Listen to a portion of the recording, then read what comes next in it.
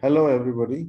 Uh, yes, well, nice to be here at this workshop for students. This is the, not there are not enough of these, I think, because given the number of people who are doing this kind of work, yeah, there should be more avenues for people, younger scholars to present their papers and be and receive comments, which is an essential part of our vocation, isn't it? Um, so yeah, I'm glad that Nikhila and Geeta and others have started this initiative, and I hope this will continue uh, in the same form or in physically present, face-to-face seminars in future, in workshops in future. So yeah, so that's I hope this will prove to turn into something of a annual event with which draws more and more people uh, and becomes a dynamic kind of uh, forum for Indian film studies. We really need something like that. So I have, I was not sure what I would say. I mean, Nikhila just gave me a sort of brief talk about the past and the history of film studies and so on. But I thought, yeah, the one way to do that is to actually, I looked at the kind of papers that students are presenting at this, and I thought, what is the current state of the discipline? This may not be a representative sample. That's not. Obviously, this is 9 essays. And there are hundreds of students we know, even from what Nicholas said, that who are working in film related areas. So regardless of that fact that we are not talking about some representative sample, it still could be a kind of initial indication with possibility of correction in future based upon other evidence of say roughly what are the kind of issues that people are interested in, what are they doing, because I suspect that part of our problem in India is also that there is a uh, imbalance, if you like, between the desire to do the interest in something which stems from people's own experiences, and that's and people's patients driven by various factors, familial, medical, whatever it is. Um, and on the other hand, this state of the discipline and what the discipline, where the discipline has reached, and where what is the state of the art as far as film studies is concerned, that sort of thing. Now, the specific difficulty is that this Indian film studies is a very is a scattered discipline that is globally spread. So there are people working, whether they are non-Indians or Indians who have gone to universities abroad, various kinds of. There are people working, in many parts of the world, in universities, and so um, why is that difficult? I mean, obviously, there's a lot that comes out of these studies. And for instance, especially in the subfield of film history, um, Indian, that is located in India, is what I mean by that. That is, people, it's proved to be very difficult for people located in India to do substantial, serious historical work, in this field, in history. And all the best works that we have come from, international foreign universities. Indian students going there doing some, research, because obviously there is also this fact of funding, which is essential, and we don't have the kind of funding possibilities that students need for uh, undertaking that kind of ambitious study. So certain things get restricted, and for that reason, if you want to really do good work in certain areas, you need to be somewhere where there is the right kind of resources for it, resources of all kinds.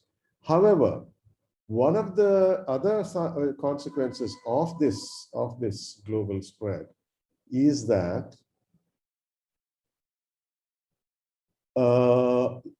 in the beginning, film studies, in its earliest manifestation, film studies was a humanistic discipline. That's it, humanities discipline. If you look back at the way British film studies, there was a whole movement called film education. Now, it's not that film studies took place and then education in film took place separately. It's just that film education was the encompassing framework within which people discussed cinema, right? Now, this is a curious kind of there's been a change, and one must understand what this change is.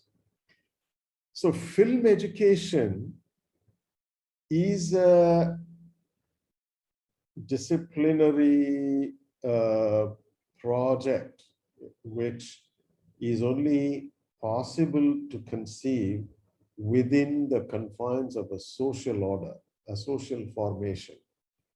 That is, it is difficult to conceive it in the broader realm of knowledge, which is how international disciplines are orienting themselves now. It's knowledge. So there is this knowledge thing, knowledge meaning objective, knowledge which is storable, knowledge which is available for you, for future. It's like the time capsule paradigm of knowledge. What is this knowledge for? It's for, it's to be kept for people to know, and so on. That is what so there is this other dimension, which is a particularly humanities orientation, which is that humanities are there's no such thing as there's not really something you might call knowledge in the humanities. I mean, I'm not saying there isn't an argument that there is. There are people who will argue that there is, and of course, we don't want to dismiss that. That's not the idea. But the idea is that humanities disciplines are not disciplines with an object which they claim. All disciplines claim something. They say this is ours. It's very much the division of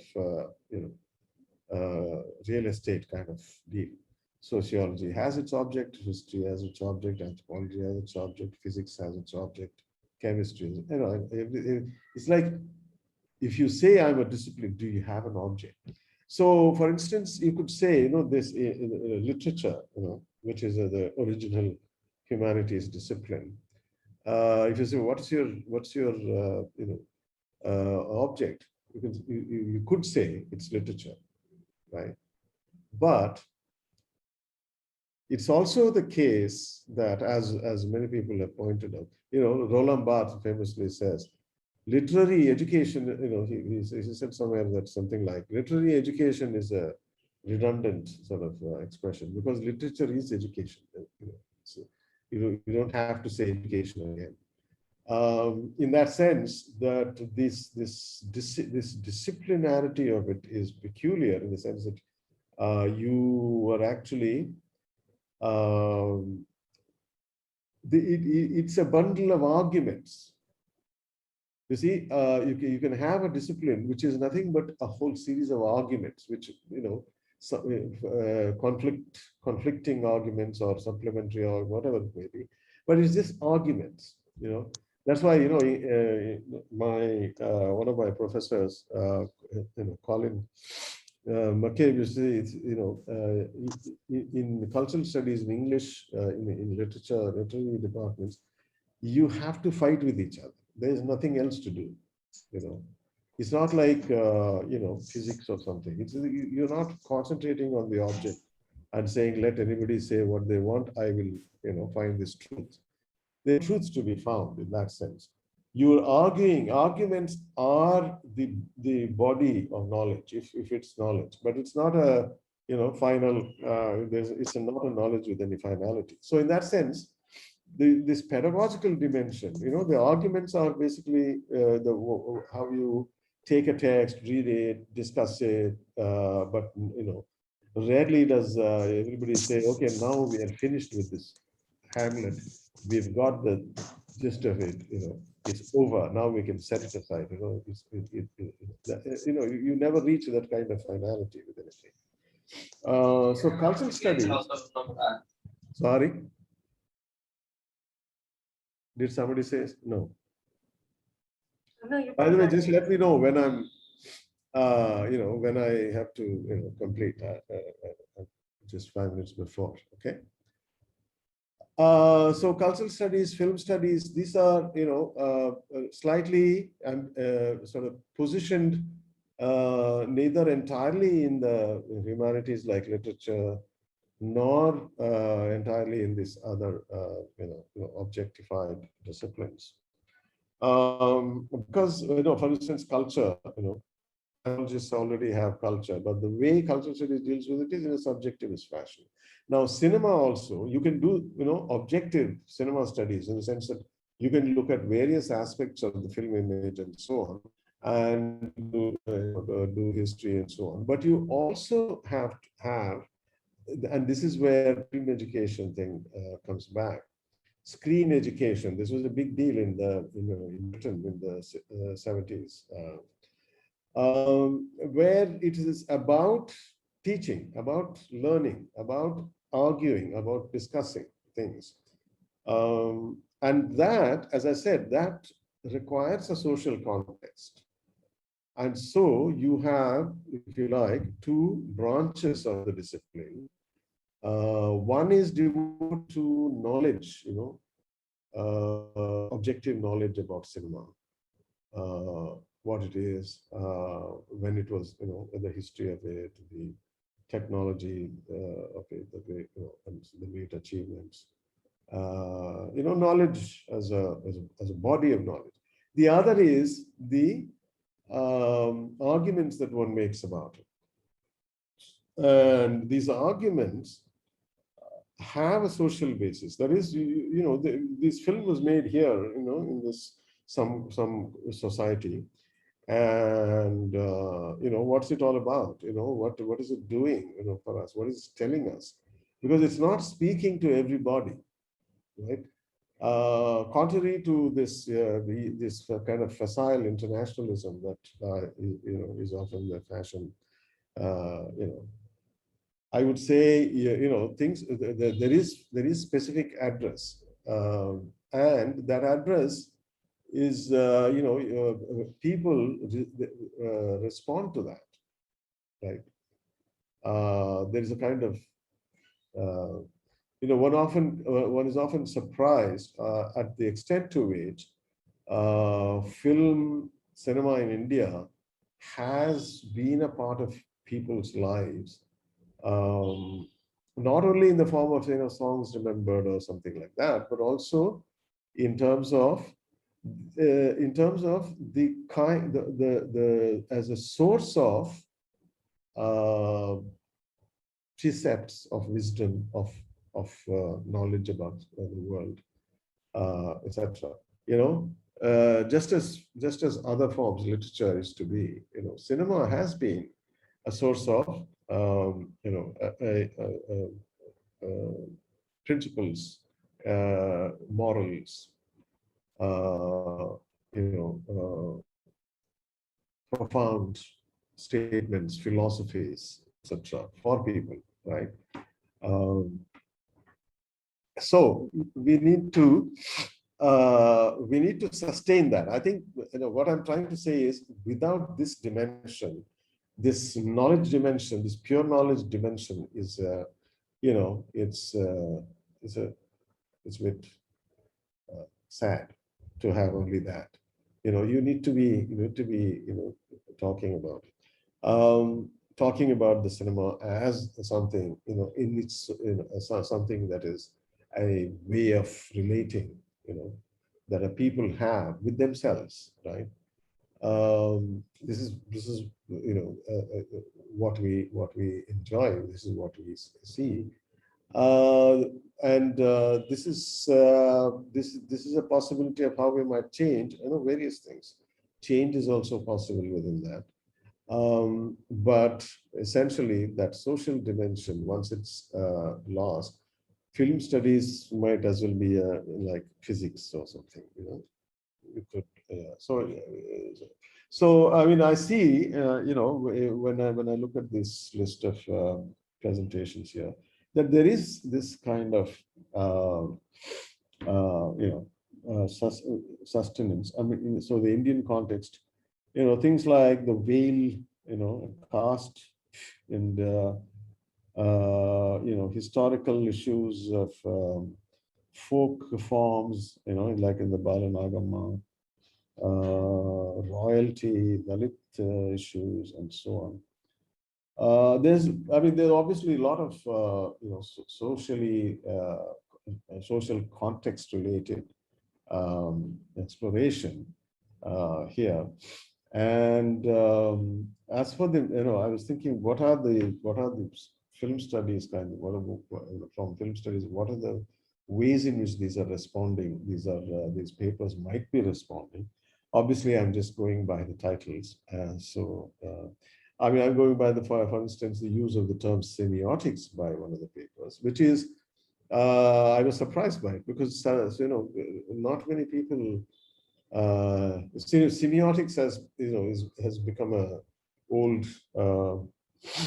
uh, somewhat obsolete discipline. Nowadays, nobody talks about semiotics much, but there is, we need to have been through semiotics, even if you arrive at the conclusion that semiotics is limited in terms of what it can do for cinema studies.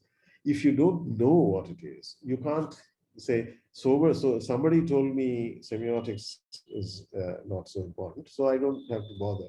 That's not very that's a very not a sensible approach to older methodologies or older practices, because only if you know them can you actually know what you might preserve of it and what you might discard and move on.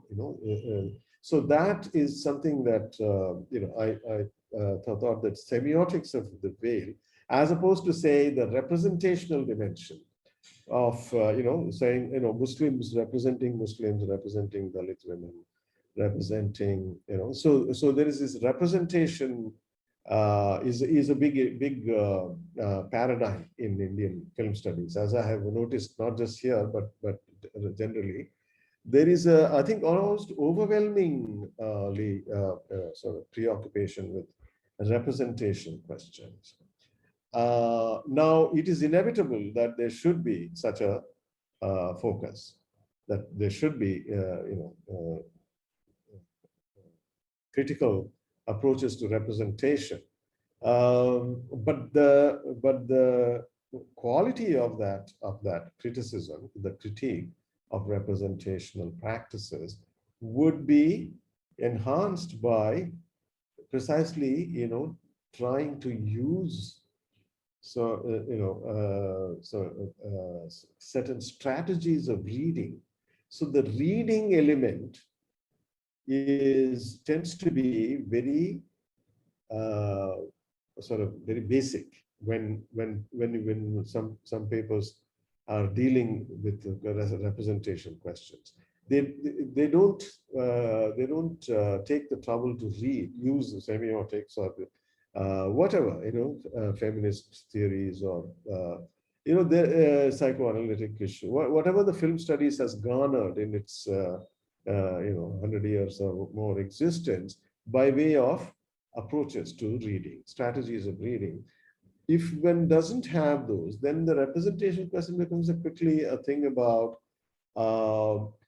statistical sort of issues. How many minutes of did we see somebody on the screen, or how many films have such characters belonging to this gender or this caste or class or race or anything like that.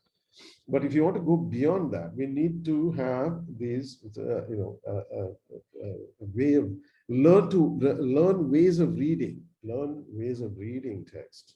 And we have these structuralist, post-structuralist, feminist, psychoanalytic, or whatever. But there may be others. There may be new ones that one might be able to forge if one has gone through all those things. So I feel reading is a practice, that is, ways of reading texts is a relevant issue.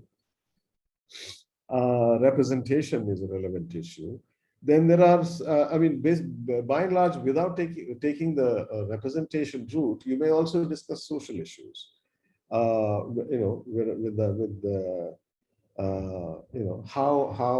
social issues are tackled.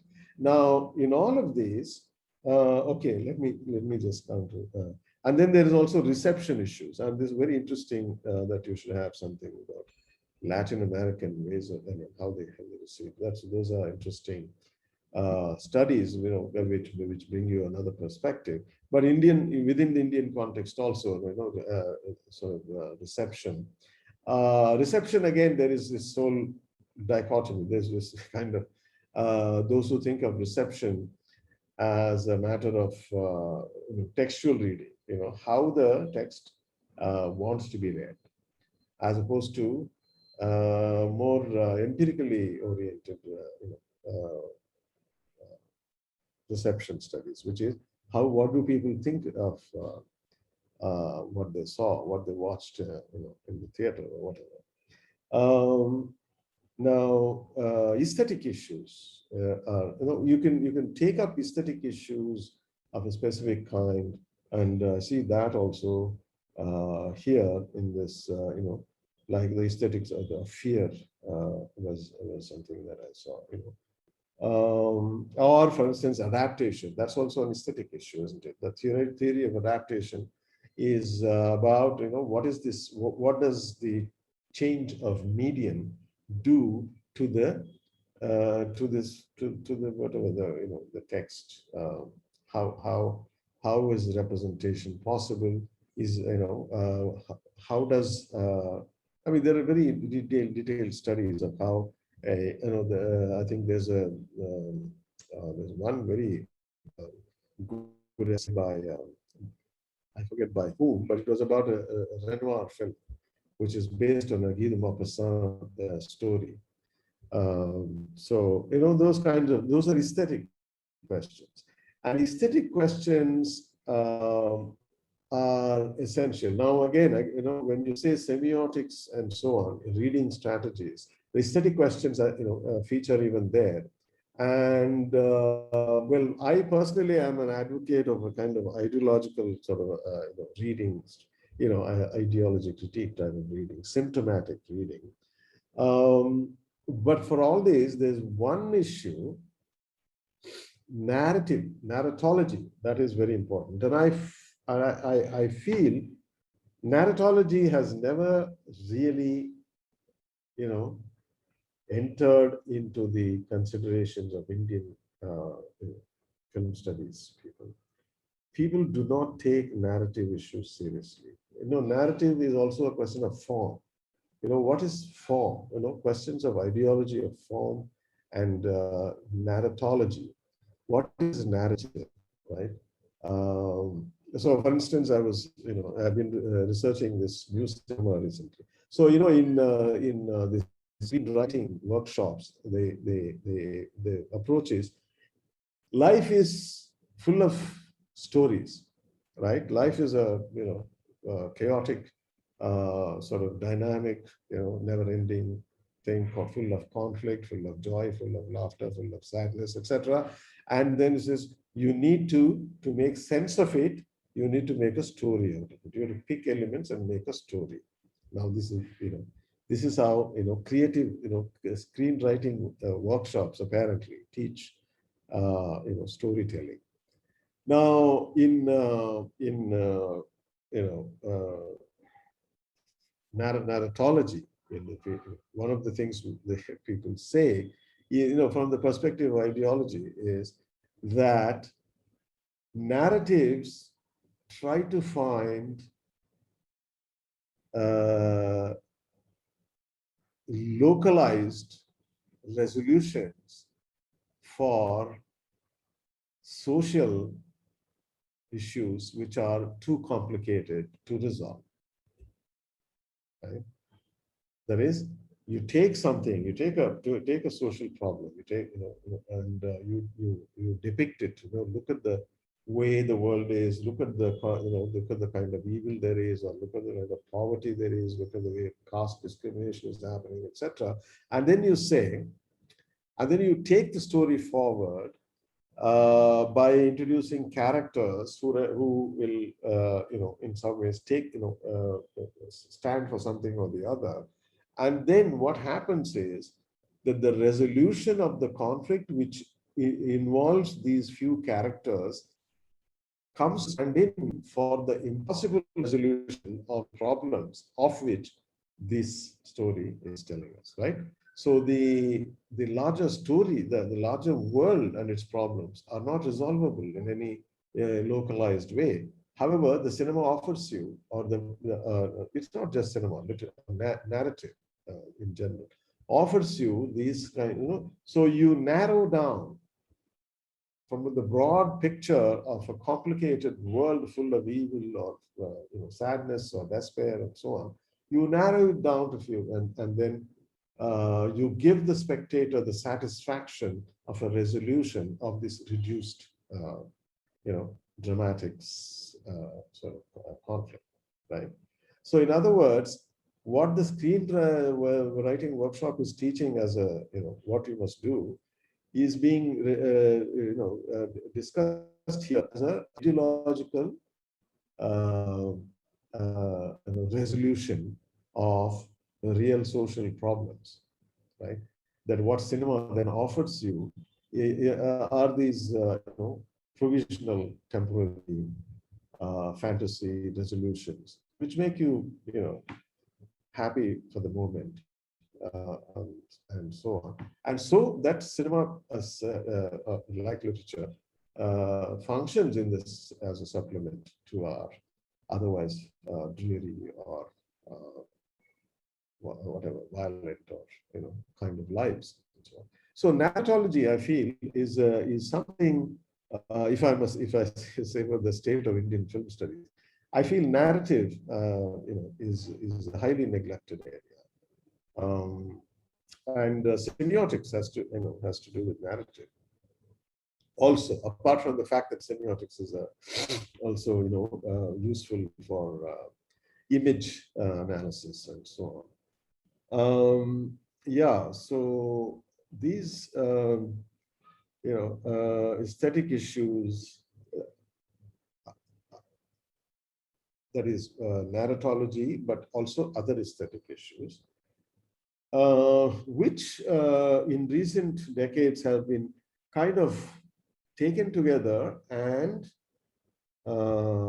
presented as a question of reading strategies, ways of reading, right? Because everybody doesn't always speak in terms of aesthetics, although aesthetics is what is involved. Some people will talk about it in terms of reading strategies. So one should know what the. So in other words, spontaneous reading is a trap. That is, when we look at something and we arrive at some understanding based on what we see, it's a trap in the sense that one has not put anything between oneself and the image. So now, of course, in our culture, there's a lot of values placed on spontaneity and authenticity and so on. So you feel, only if you get that, that's the right thing. But for a film scholar, there is a need for a minimum of artificial. I mean, without artifice, there's no study as a scholarship as such. That's what we do. That is, we de-authenticize things, make them available for investigation of a kind that ordinary spectators don't do, and even we don't do when we sit in the theater. We enjoy it, but then you also have this other approach, and so and of course even from this list, it's clear that there are some of these things are in place. People are using semiotics or reception theory or adaptation related questions, aesthetic questions also. But I'm simply trying to say that narrative and ideology of form, these are issues, some of the issues that have not received the kind of attention perhaps that they uh, deserve. Um, so yeah, with that, I will hand over to Vipin or Nikhila. So yeah, good luck to all, and I hope that you have a very productive, instructive 2 days reading and discussing these papers. Thank you.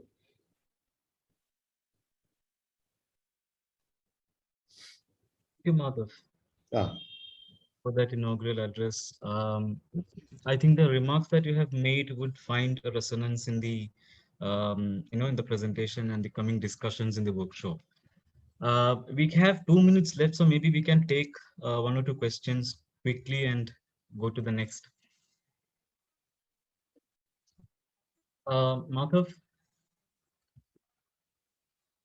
it's just a query for a clarification. Like, I understand what you said as something like this, like the film scholar, apart from looking at the film text and making some statements, also require a kind of a self-reflexivity where the film scholar also, think of himself as a, some an individual in society, and somehow these two dimensions have to be brought into the reading of the film. I mean, would that be a way of correct way of what you have said, or Um, yeah, I mean, I made two different sets of comments. One is to do with the this kind of distribution of labor, if you like, by and large. That's where this kind of the social cinema as a something if you go back to the Greek times, right, and you look at the Greek drama, it's what people say about this.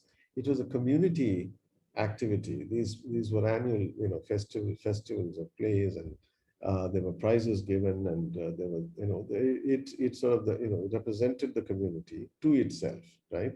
There's that dimension, which doesn't mean that they didn't say bad things about it. The audiences were very frank about their opinions about these plays. Um, but that's the whole point, that somehow, these representations become sort of through them, so the communities, societies sort of speak to themselves, that dimension.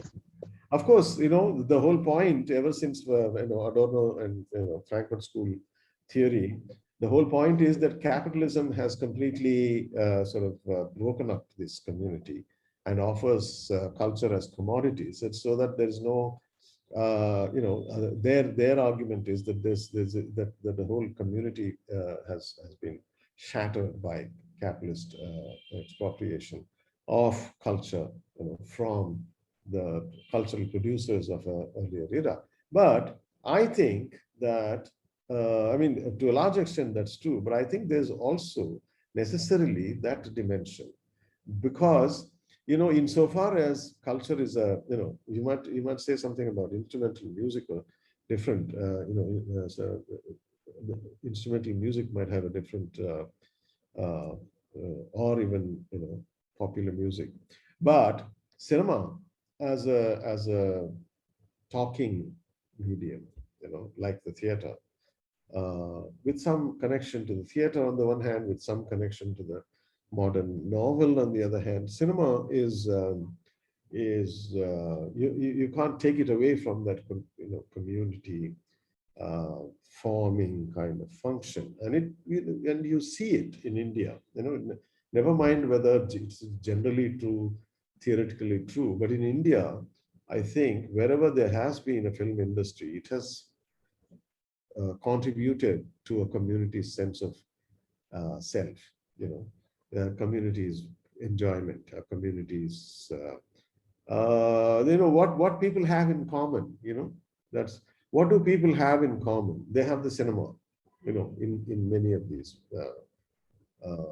societies. So in that sense, that social dimension is something which, I'm saying, it has to be taken on as a responsibility of India-based film studies departments and discipline, because in the sense that it's not a mention that you can do when you're in Oxford or some other place. Whereas histories, various kinds of studies which are not related to this dimension can best be done out there, because we don't have the resources for that kind of study. And in practical terms, you can see that, when you look at the studies, you can see that this is how it's going. This kind of division of labor is somewhat in place. Even though, of course, within India, there are also people who want to do that kind of work, and they're doing it also. But the magnitude of it is limited. There's a lot of interest in when you look at the papers, there's a whole lot of interest in this other social community dimension. Representation, the preoccupation with representation is an indication of that interest. And I think that should be the mainstay of Indian film studies. However, now you come to the second point.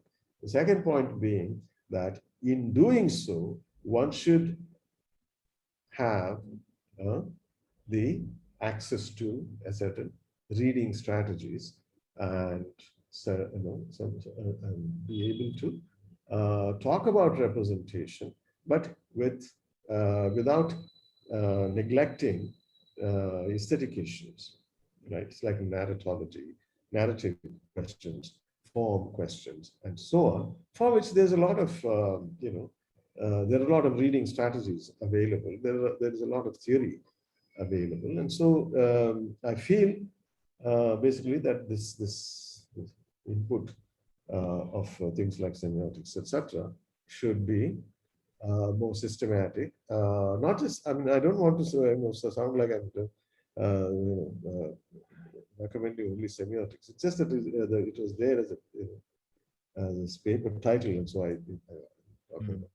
But there are a lot of these things, and so it's a field of arguments, and there should be more arguments there, more serious arguments, not the kind of arguments that may go on in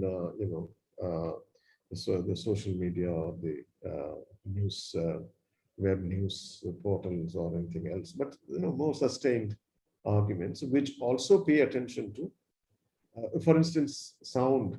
Sound is ideological, right? As Marianne Doan and Michel Chion and others have pointed out, sound has an ideological dimension. How authentic is the sound? How brilliant? What kind of sounds can cinema reproduce? All of these. If you look at a film like there was a film called Terrorist. I don't know if how many of you have seen it. If you, it's a film about where sound is used for the purpose of projecting a humanistic ideology in telling the story of a Sri Lankan suicide bomber. So it's sound is ideology. The visual images can have ideological significance and so on. So those we need to Okay. pay attention. Okay. So thank you so much, Madhav, Okay. for Yeah. those very Okay. illuminating remarks.